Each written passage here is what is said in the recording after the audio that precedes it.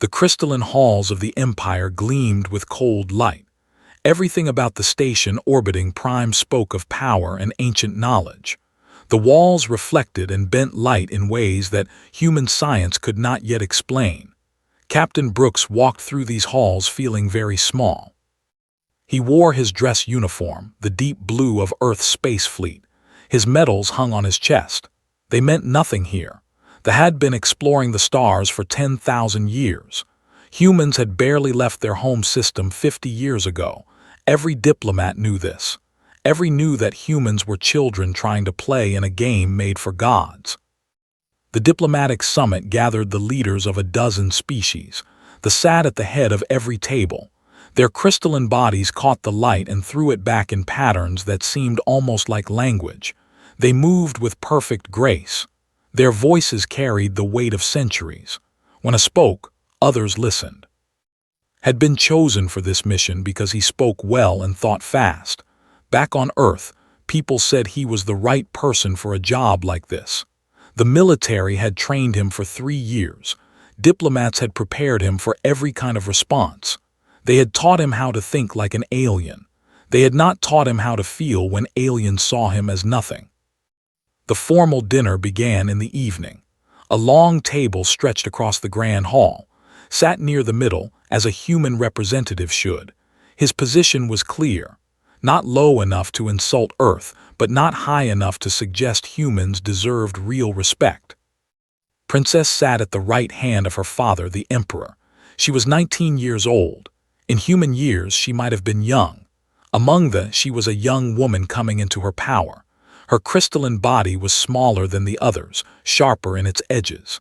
Light moved through her like water. She wore the robes of the imperial family, and everyone in the room knew who she was. She noticed almost immediately, not because she respected him, but because he was different. The humans looked strange to her. They were soft.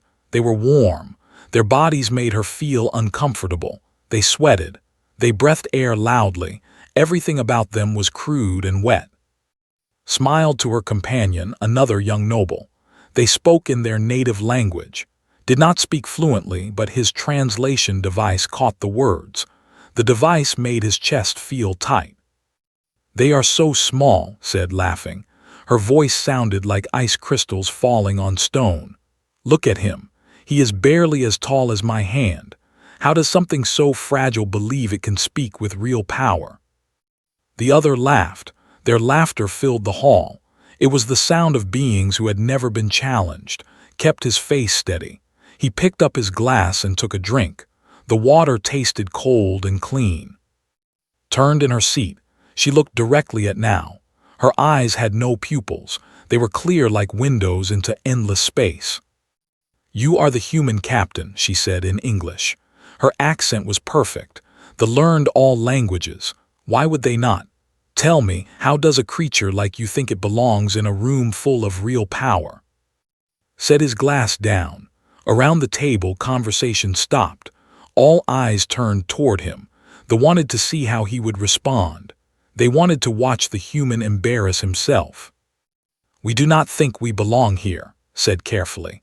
"We are honored to learn from those who understand more than we do." Made a sharp sound. It might have been a laugh. It might have been something else. "Honored," she said, tasting the word. "You are short-lived insects playing with toys you do not understand. In 100 of your years, you will be gone from history. In 100 of your years, we will still be here, remembering you as a curious mistake." The table erupted into laughter again. Even the other aliens seemed uncomfortable. They who were known for being silent looked away. They who were traitors and mercenaries said nothing. Everyone understood that this was a moment that mattered. Finished his meal. He ate slowly and carefully. He did not rush. He did not show anger or fear. When he was done, he placed his fork beside his plate with precision. He stood up straight. He buttoned his jacket. Then, without a single word, he turned and walked out of the hall. The silence that followed was complete. In the hall of the Empire, surrounded by the most powerful species in the galaxy, a human captain had simply left. He had not argued. He had not defended himself. He had not asked for an apology or demanded respect. He had simply walked away. Princess sat frozen. Her crystalline body reflected nothing for a moment. All the light seemed to pass through her without bouncing back. She had expected anger. She had expected words. She had expected the human to respond like a lesser being. Instead, she had received silence. And silence, it seemed, was something that did not know how to answer. Emperor's father watched his daughter's face. Something had changed. He could not say what. He only knew that the evening had not gone as planned. When a human walked away from something shifted in the universe, and shifting things could become falling things. Captain Brooks returned to his quarters on the human diplomatic vessel. He sat alone in the dark and let his hands shake. The fear and anger and frustration came out then, when no one could see. He had been trained for arguments. He had been trained to negotiate and to defend and to explain. No one had trained him for what came next. No one had trained him for the silence either. But he was learning that sometimes the silence was the only honest answer he could give.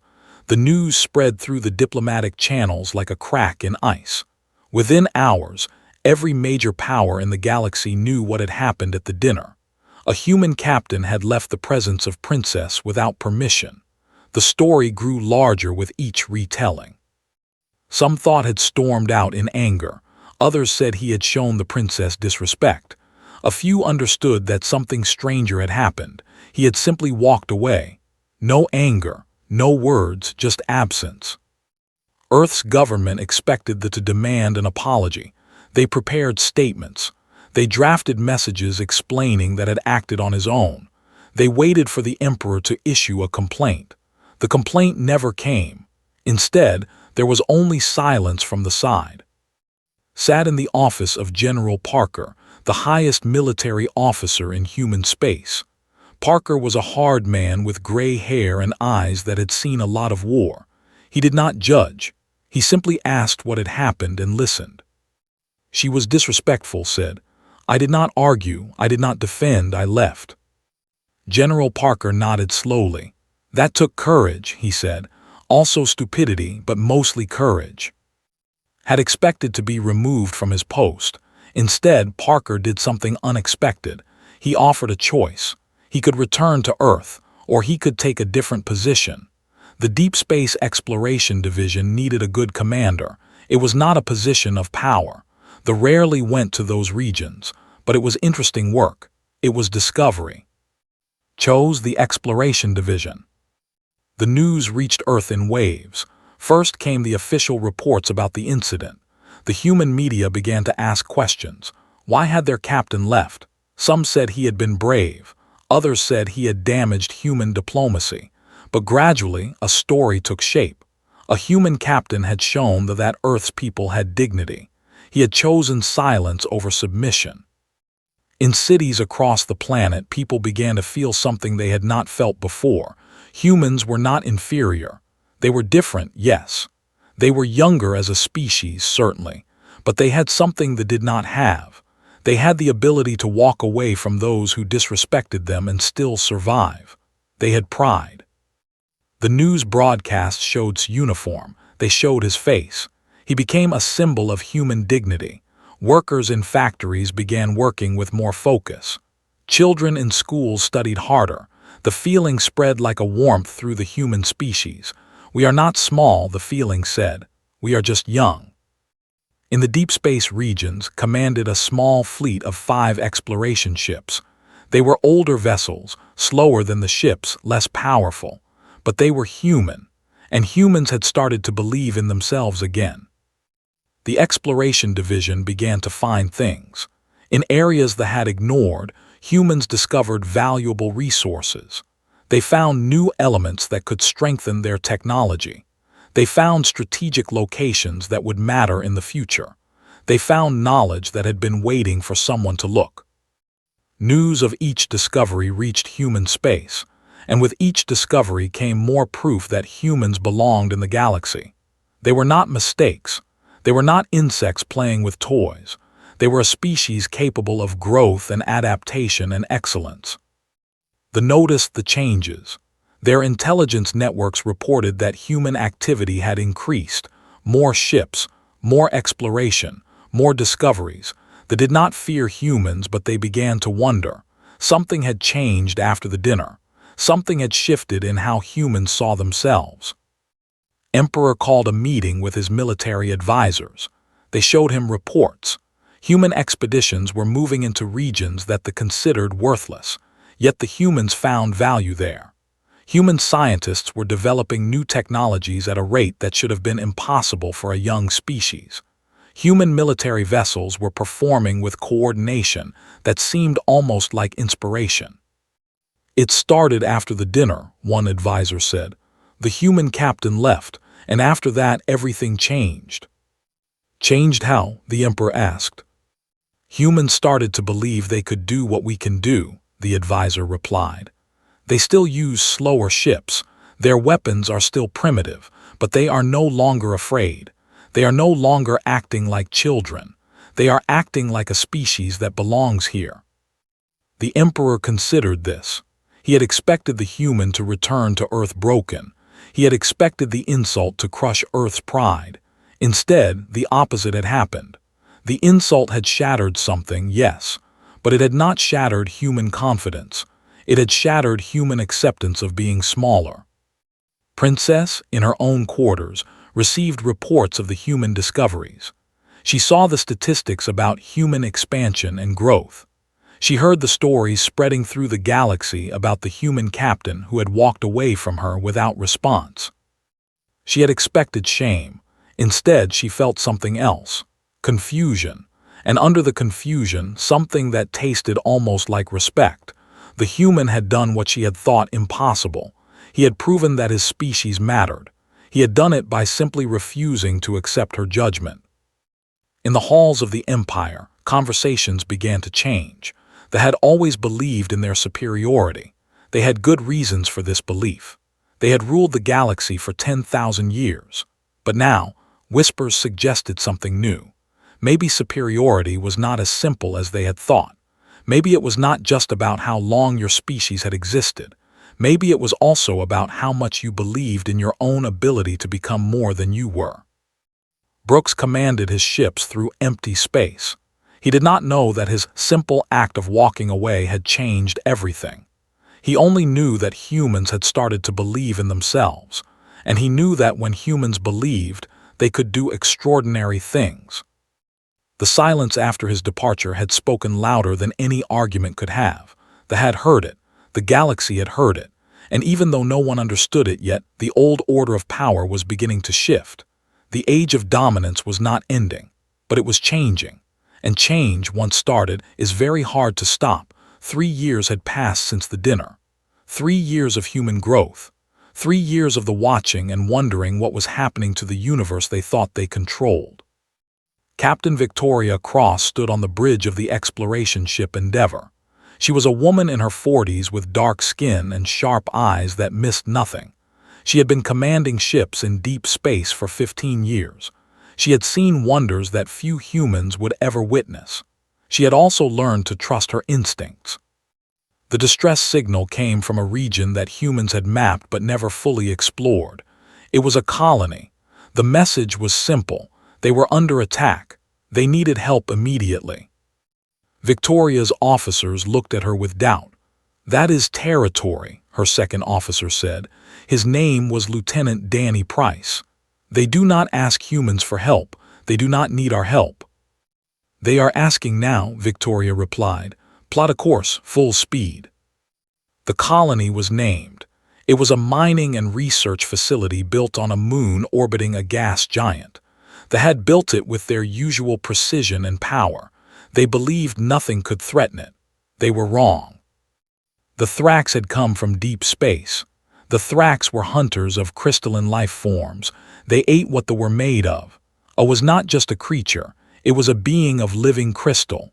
To the Thrax, it was food. The Thrax ships attacked with terrible fury.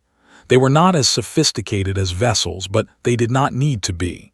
They had teeth and hunger and the will to kill. The colony had good weapons, but they had never faced a desperate enemy. They had never fought something with nothing to lose. By the time the Endeavor arrived, the battle was already lost. They had held the Thrax long enough to evacuate most of the population, but the colony itself was burning. The crystalline structures that they had built with such care were breaking apart under the assault. Victoria studied the tactical display. The Thrax had 5 ships, she had 4. The Thrax weapons were crude but powerful. Her weapons were advanced but few. She made a decision that should have been mad. All ships attack pattern Delta, she commanded. Focus on the center vessel. We are going to hit them hard and fast. The human ships moved with grace through space. They were smaller than the ships, but they flew with the assumption that they would win. Humans flew with the knowledge that they might die. That made them faster, hungrier, more willing to take risks. Victoria's pilot was a young woman named Sarah Mitchell. She had been trained on Earth where gravity made every movement matter. She had learned to fly in storms and through mountains. Space was just another kind of movement to her. She guided the Endeavor through a pattern that would have been impossible for larger ships. The Thrax could not follow. The human ship struck at the Thrax formation like a knife point. One Thrax vessel exploded. Another pulled back. The center ship, the one Victoria had targeted, took hit after hit from human weapons. The humans had learned that precision mattered more than power. General Vale commanded the defense. He was a warrior of the old school, experienced and proud. He watched the human ships with growing understanding. They did not fight They did not assume victory. They fought like they were already losing and refused to accept it. For hours the battle raged. The human ships took damage. One vessel, the Aurora, lost half its shields, but the humans kept attacking. They kept moving. They kept finding ways to hurt the Thrax. Victoria's voice came across the communication line to General Vale. We can buy you time to evacuate the remaining civilians, but we need to know where your shuttles are. We will defend them. The general did something he had never done before. He accepted help from an inferior species. He sent his coordinates. He sent his shuttle positions. The humans formed a defensive wall between the evacuating shuttles and the remaining Thrax ships. Victoria positioned the Endeavor directly in front of the largest Thrax vessel. The Thrax fired. The human shields flared. Damage reports screamed across the bridge. Redirect power from Systems 2 and 4, Victoria commanded. I need everything in the shields. Get those shuttles out of here. One shuttle escaped, then another, then the last one. 1,500 civilians were safe. They were heading to a battle cruiser that had finally arrived from the inner systems. The Thrax, satisfied with their kill count from the colony, began to withdraw. The human ships had hurt them enough. They had no reason to stay. Victoria watched the Thrax ships disappear into deep space. Her ship was badly damaged. The Endeavor would need weeks of repairs, but everyone who could be saved had been saved. General Vale appeared in a communication window. His crystalline face reflected light in complex patterns. You sacrificed much to protect beings you do not know, he said. We saw lives that needed saving, Victoria replied simply. We saved them. That is what we do. The general was silent for a moment. When he spoke again, his voice carried weight. You have done what no other species has done you have risked everything to protect us. Do not forget such things. Days later, the battle cruiser took the Endeavor under tow. It would carry the human ship back to human space for repairs. As the ships moved together through the stars, Victoria received a message from Human Command on Earth. Captain Cross, the Emperor himself, has sent a communication. He wishes to meet with you personally. This is unprecedented. Return home as soon as possible. Victoria sat alone on the bridge of her damaged ship. She thought about General Vale. She thought about the civilians they had saved. She thought about a young captain named Brooks who had walked away from a disrespectful princess 3 years ago. That simple act of walking away had eventually led to this moment. It had shown that humans would not accept being treated as nothing. It had inspired humans to become more than they had been. And now, that growth had led to a moment where humans could save the very beings who had thought themselves superior. Victoria understood something that they were only beginning to learn. Strength was not something you possessed. Strength was something you built. And humans, given the chance to built with hunger and purpose that the ancient had almost forgotten. General Vale stood before the throne of Emperor. The great hall was silent except for the hum of the crystalline structures that made up the palace.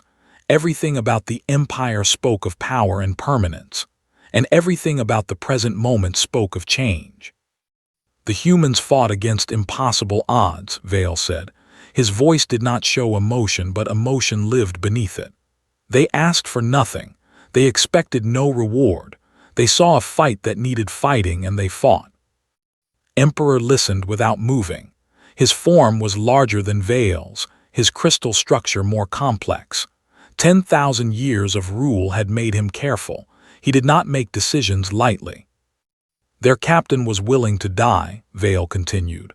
Willing to sacrifice her ship, willing to sacrifice everything, for beings she had never met, for beings her species had been taught to see as masters. "What is your point?" the Emperor asked. "We have underestimated them," Vale said. "We saw them as children, we saw them as temporary, we were wrong." Princess received the report in her private chambers. She was now 22 years old. Her understanding of the galaxy had grown, but so had her pride. The story of the human captain who had saved the colony made her uncomfortable for reasons she could not explain. She read the report again. The captain's name was Victoria Cross. She had command of a small ship with a small crew. She had flown toward certain death and saved 1,500 lives, and somewhere in that story felt the echo of another captain, the one who had walked away from her 3 years before. She made inquiries. It did not take long to learn that Brooks was still commanding exploration ships in deep space. He had not returned to Earth. He had not sought fame or position. He had simply continued his work, moving deeper into the regions that had ignored. Had not confronted her with his success. He had not thrown it in her face. He had simply lived a life that made it clear. Humans were not insects. Humans were not mistakes. They had misjudged them completely. Emperor made a decision that surprised even his closest advisors. He sent an invitation to Earth. He requested that Captain Brooks come to the capital. He requested this not as a demand, but as a request. The phrasing mattered. It acknowledged that Brooks could say no.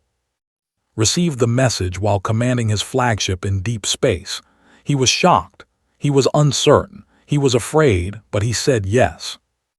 They sent a ship to bring him to the capital, stood on that ship, wearing his formal uniform again, and tried to understand what was happening.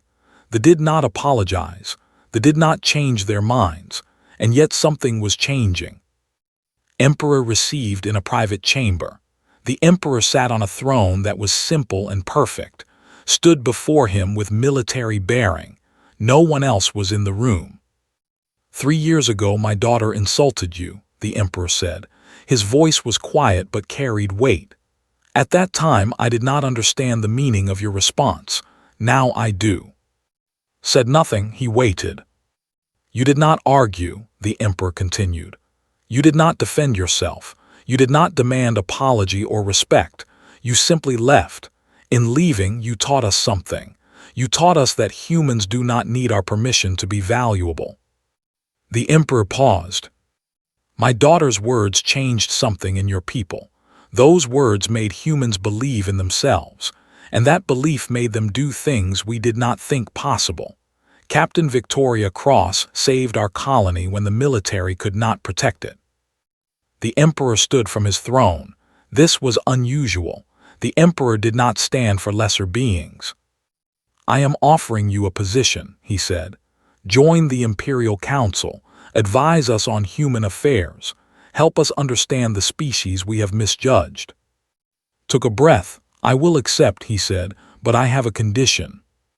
The Emperor had not expected conditions. No one had ever given the Emperor conditions. But the Emperor was learning that humans did unexpected things. "What is your condition?" the Emperor asked. "Treat humans as equals," said. "Not subordinates, not junior partners, equals. If humanity joins your council, it is because we are a species worthy of respect, not because we saved you once, because we are who we are." Emperor was silent.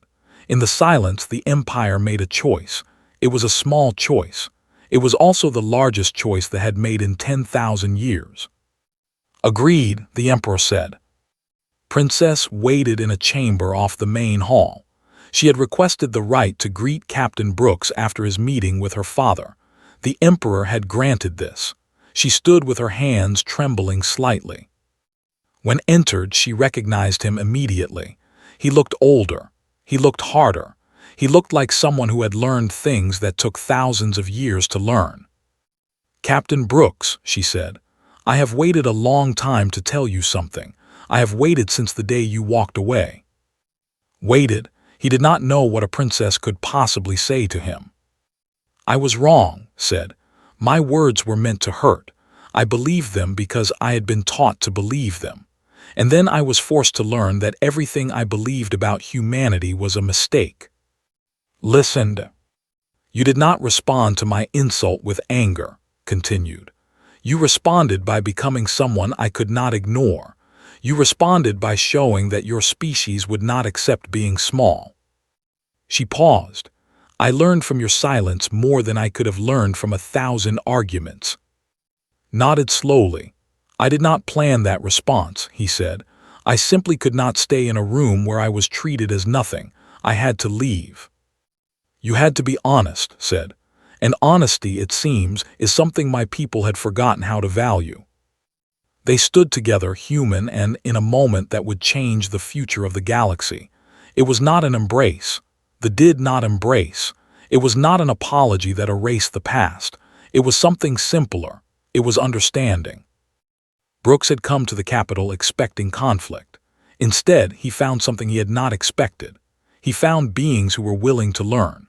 And in that willingness, he found hope for a galaxy where humans would not be small anymore. 6 months later, Captain Brooks stood before the greatest assembly the galaxy had ever seen. The hall was filled with representatives from 100 different species, and humans stood side by side, and in a dozen others occupied spaces of honor. The age of single-species dominance was ending. Emperor sat at the center. To his right sat Brooks in the uniform of a human captain. To his left sat General Vale. The arrangement itself was a statement. The no longer ruled alone. Carried a data tablet that held the new agreement, the Charter of Galactic Cooperation. It had taken weeks to write. It had taken longer to convince that such a thing was necessary. "For 10,000 years," began, "they have guided the galaxy. They did this with strength and wisdom. They built a civilization that has lasted through ages. But strength and wisdom are not the same as understanding. And understanding is what we need now." He paused. In the audience, Princess watched. She had spent the last 6 months learning about humans. She had learned about their history of struggle. She had learned that every human achievement had come through struggle and determination. She understood now why her insult had changed everything. "The galaxy has room for many powers," continued. "Not one power that rules all others. Many powers that share responsibility, many species that build together rather than one species that decides for all." The great hall was absolutely silent. This was a radical idea for the who were traitors. It made perfect sense. For the who valued isolation, it seemed dangerous, but all of them listened. "I stand before you as a human," said. "My species has existed in space for 50 years. We have built nothing as great as civilization. We have not achieved what they have achieved in trade. We have not created weapons like they have created. And yet, we are here. We are equal partners in this assembly." He looked directly at the. "We are here because a human captain made a choice. Victoria Cross chose to save lives that her species was taught to see as masters. She proved that humans are capable of greatness without being the greatest. She proved that we measure ourselves not by what we are, but by what we are willing to do. Raise the tablet. This agreement says that no single species will rule the galaxy. It says that we will share knowledge, we will share resources, we will make decisions together.